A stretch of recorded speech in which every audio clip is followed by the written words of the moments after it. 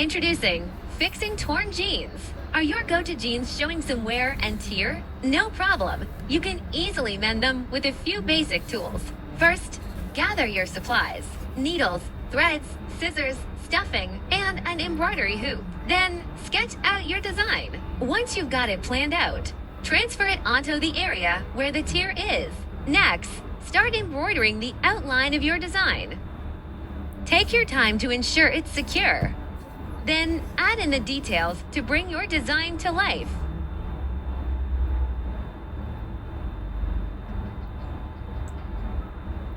For an extra touch, add a fun element like a donkey carrying a backpack.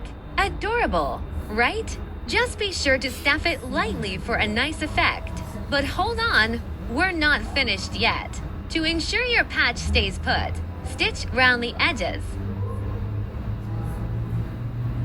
Trim any excess thread. Once that's done, your patch is complete and your jeans are good to go.